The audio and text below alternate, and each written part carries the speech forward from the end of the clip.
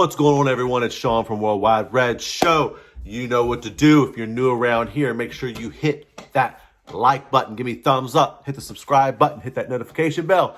Let me know where you're watching from, what's going on. Let's stay connected. Listen, guys, sorry about my background. I actually, for different stream, different channel, different stuff, I do different videos in my regular life. Actually, I don't even have none of my United gear on, United hat.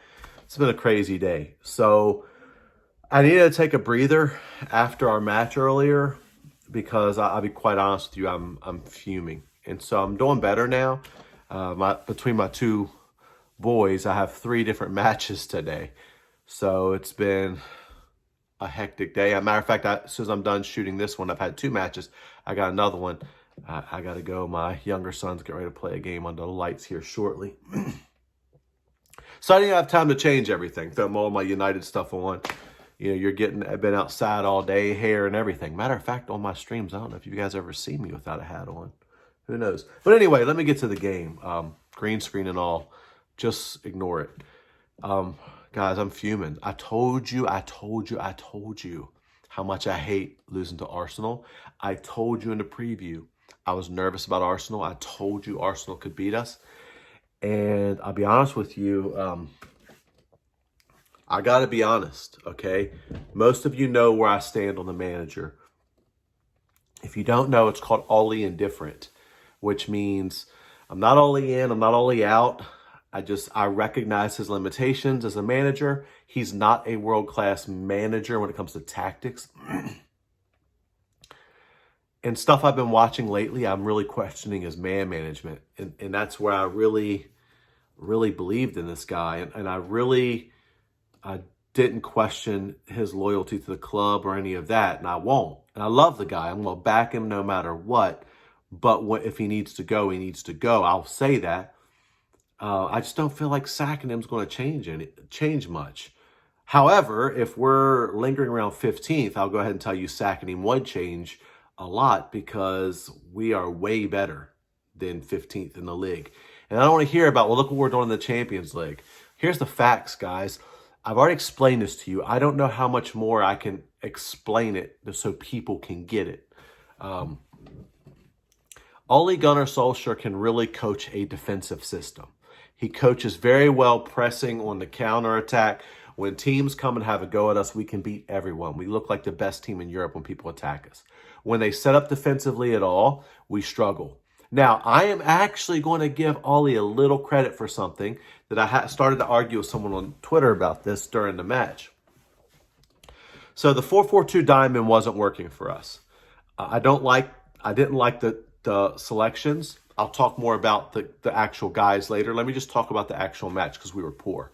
And we know most of the players were poor today. So the players let Ollie down. Ollie let them down. Ollie's been letting us down. It's just a mess right now. The reason I don't freak out and go Ollie out and start screaming Ollie out is because it's a waste of time. Not just that, it's a waste of energy. I don't need to be having meltdowns.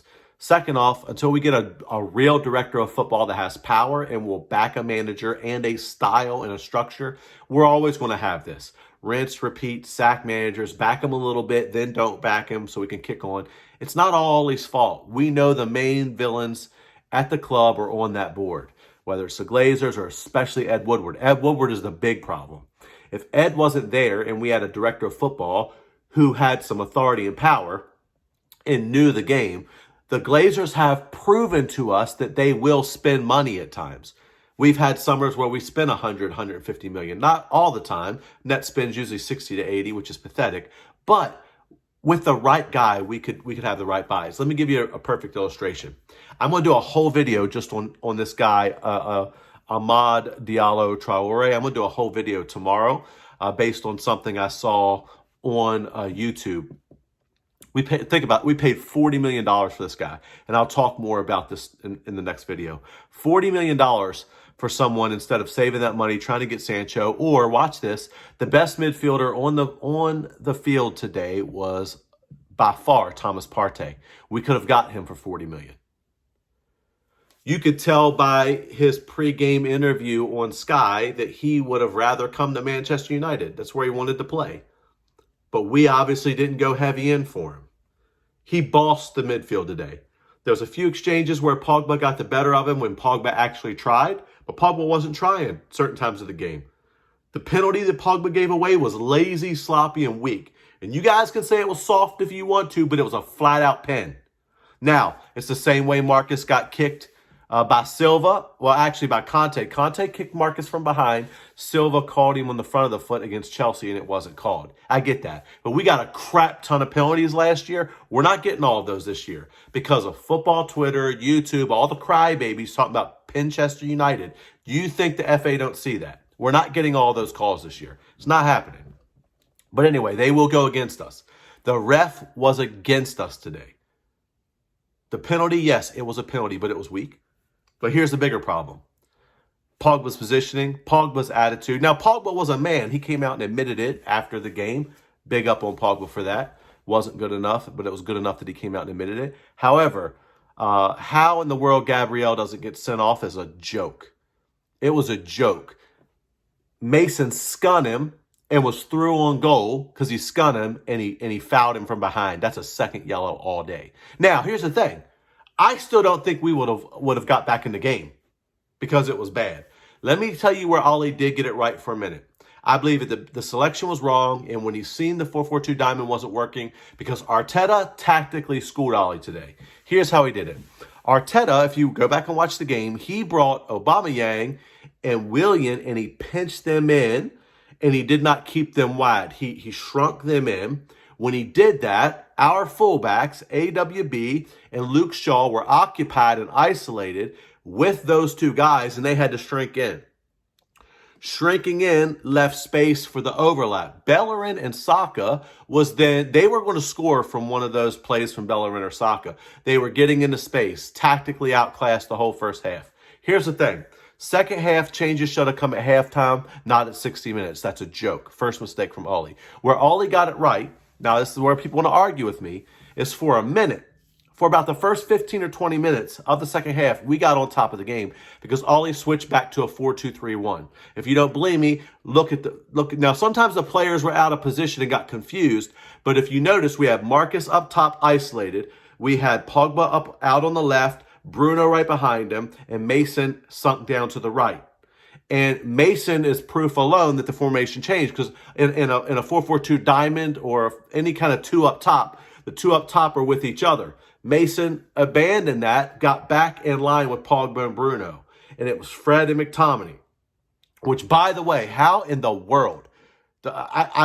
Listen, I'm done with Scott McTominay and arguing about it or talking about it. The guy was dreadful. I'm telling you, Scott McTominay has nudes of Ole Gunnar Solskjaer. That's all I can do. The guy offers nothing. His forward passes were terrible. At the end of the game, this guy's making like 50-yard forward passes to the other team. I'm like, what? The guy was horrible today. Now, to be fair, most of our midfield was horrible today. I thought Bruno was bad. Pogba, I don't care, favorite player or not, was a scrub. I'd sell him, and he's my favorite player. I'd sell him. I'm sorry. He divides too much attention. He divides the fan base. Honestly, I love him. I think he's world-class talent, but he needs to go. And I can even show you the wall right now. I got a Pogba poster. I'm actually in my son's room right now, actually. Pogba poster on the wall. Gone. Fred didn't have his best game. But Fred gets taken off. McTominay stays on. Like I said, McTominay has nudes on Ollie. That's all I can say. The way Ollie loves this dude. What does he really offer? Someone in the comments tell me what you think Scott offers. Because he's not good defensively. He's not good in a tackle. His passing is suspect. I'll tell you what he is good at. Passion and size. He has passion. He has passion. All right? I get it. He's passionate. I get it. But besides that, I mean, some games he's all right. I think right outside the box, he has a shot on him, especially in the 10 role. He might offer more. But as a holding midfield player. So anyway, Scott and Fred came side by side. We got more in a 4-2-3-1. The three up top, when it turned more into a 4, we started occupying Bellerin and Saka, and the game changed. We got on top. We didn't create any chances from it, but they stopped getting. Arsenal did not dominate the second half at all. Really, the game, we were poor, I mean, we were poor, but the game still should have been a draw because neither team was good. Please don't tell me like Arsenal was good. They were not good. Thomas Partey is good. Thomas Partey is a Partey. He is good. That guy was a beast today. Beast, right? Could you imagine if they didn't have him playing and it was like Xhaka? We would have, even as bad as we were, we would beat them. Anyway, but let me say this. I'm just bitter. I'm just frustrated. Everyone was poor today. I'm not giving anyone credit. Didn't think anyone was great today. He brings on Van de Beek, this dear baby, Jesus help me. He brings on Donny Van de Beek for Bruno. What is this idea that Van de Beek is just a 10? Like, who? I'm starting to think that our own coach never watched this guy play at Ajax. He never played just a 10. He was a box-to-box 8 on the right side. Who's playing box-to-box 8 on the right side? Someone tell me. McTominay. He's the one that should go off, not Fred. Okay, take him off for Matic. Move Fred back to the box-to-box 8 on the right side where he's been playing, where he played against RB Leipzig. Why the switch? I'm confused. Tactically, our coach sometimes is clueless, and I back him. But I cannot support us sitting here in 15th position, right? After how many games? 6 now? 6 games? 7 points. 4 games at OT. 4 home games. 1 point. That hasn't happened since the 70s. Right? That's older than me. And I'm not young. I mean, I'm not old, but I'm not young. You want to know when I was born? I'll tell you, 79. It was before me. I was born right close to 80. Are you kidding me right now? Guys, we're in relegation form in the league. This is not acceptable. It's not acceptable. And I've had enough. I've done everything I can to back my favorite player, Pogba. I can't anymore after this. But here's the thing. Some of you Ollie-inners, Ollie's the greatest thing since sliced bread. You'll blame everything on the players. Players didn't show up. Players didn't tackle. There was no passion. There's no leaders. Pogba's trash. Get him out of my club. And then all of you that's up Pogba's butt or love Bruno to death like he's prime Iniesta or something, you'll be like, oh, Ollie out. Get this Wally PE teacher out. Well, because you're our Agenda FC. I did my video a few weeks ago on that. The bottom line is, here's the thing. I'm going to criticize the manager. Do I think sacking will change anything? No. That's Ollie indifferent. It is what it is. I need Ollie to get it right. I want him to come good. And even if they sack him tomorrow, he's still a legend of my club. And I'll always celebrate him. Period. The guy's not up to scratch. He relegated Cardiff. That's his only real Premier League experience. Relegated Cardiff, won a title or something at some nowhere place in the middle of Norway called Molde. Not even MLS credentials. And now he's leading the biggest club in the world. Guys, I'm telling you, I'm just frustrated. But here's the thing. Sack him, don't sack him. Until we get a DOF, it is what it is. It's what we're dealing with. Back to the game. And I'm going longer than I want to. I'm just fuming because I hate losing to Arsenal. They didn't impress me. They were who we knew they were. They sit back in a back 3. Turn to a back 5. Here's the thing. First half, their back 3 was a 3 because of how we were playing. Second half, we flipped the script. When we flipped the script tactically, this is what I'm going to give Ollie credit for because he did, no matter what. Go back and watch the tape. He did try to change it. They went to a back 5 because now we were occupying them and not vice versa. However, overall it was poor. Game was poor. I'm fuming. I'm sorry. I love Ollie. I love Paul Pogba, but there's no excuses for what I saw today. And to be quite honest with you, if tomorrow Ollie was sacked and Paul Pogba was living his best life over in Madrid, I'm good with it. I'm good with it. I don't think it'll change the toxicity of our fan base, our wannabe Arsenal fan TV fan base, because that's what it is. Arsenal Fan TV started all this toxic stuff. All this Wenger in, Wenger out. Then they blew up because of all the nonsense. And now we've replaced them. And our fan base is all caught up on the hype train of in or out. That's half of what football Twitter is. I must have seen 5 different polls today. Ollie in or Ollie out. This is ridiculous, man. The fact is, if he's not good enough, right, which we know he's not, if he's not going to win us the league, which I don't think he is, then honestly he shouldn't be there. I thought he was transitioning us for the next guy, but I can't, listen, for real, guys, we can't finish 12th, 13th, 14th, 15th in the league. I'm so sick of Thursday night, man. Thursday night is for me to be coaching my kids. It's for me to be playing with my family. It's not for me to be watching Europa League. Manchester United, Europa League champions, man. Come on. Anyway, fair play, Arsenal. You did what you were supposed to do. Your team was still kind of rubbish. You didn't show me nothing. I heard all this stuff about Saka's better than Greenwood. Please. I don't know what you're smoking. I will say this. The prime, best, and at it, Paul Pogba is still the best player on the field today, but he wasn't that. Today, he couldn't even tie Partey's boots, and we could have had him for $40 million. But no, we're off buying some 18-year-old kid no one's ever heard of outside of a YouTube compilation. Don't even get me started. We're going to talk. We're going to talk tomorrow. There's only so much salt going around at one time. Here's the thing, guys. I'm still my club. I'm going to back my club. Fair play, Arsenal. First time you've won since 2006 at our place. Good on you. Listen, Arsenal fans will be out in droves because they are the most insufferable fan base. They act like they win the league every year. You're still not going to win anything except maybe your trophy, the FA Cup, because no one really takes it serious anymore until the end of the year, when we can't even do that because we were in a semifinal last year and we played daggone substitutes. It's a joke, man. But anyway, fair play, Arsenal. I'm sure once Arteta has a couple bad results, you guys will become us again and start screaming for him to go. But at the end of the day, guys, I can't excuse what I saw. It is what it is. Arsenal came in,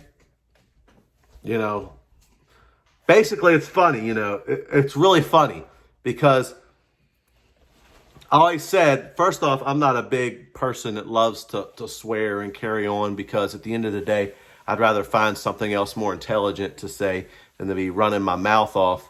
But I'm going to say this. I believe there's a saying that you guys like to use, crap housing. That's what Arsenal did today. It was funny. Arsenal really Jose Mourinho'd us today. They sat back a lot. They defended. They were combative. They did everything. They time wasted. They laid around. They faked hurt. Even though the best thing I seen Scott McTominay do today was push Aubameyang off the pitch because he was time wasting. It's you got fair play, Arsenal. You did it all today. Grimy and won by a PK. Man, that's the most Jose United thing to do ever. So anyway, everyone clap for Arsenal. They got it done. Still won't finish top 4, and unfortunately, you guys are about to get done by North London's finest, Jose Mourinho anyway, who makes me sick. I used to actually want to root for Tottenham until they hired that clown. So anyway, it's just a mess, guys. Yeah, I usually want to just be positive and all that, but it is what it is. We were terrible. Calling out who needs to be called out. Like it, don't like it. If you stayed with me for this video, good on you. Anyway, I'll be back later in the week for our reaction to our Champions League game, which I'm sure because it's Europe will probably play well. But anyway, guys, like and subscribe. Get involved. Let me know where you're watching from. Again, I'm not here just to spew venom and go off and carry on with people, even the people I disagree with. You guys are all out. I feel you. I know where you're at. You guys that are all in, I feel you. I understand. I know where you're at. Not mad at any of you. But, guys, if we don't get progression and progression soon, I think I'm more broken than anything. But I'll catch you again in the next one.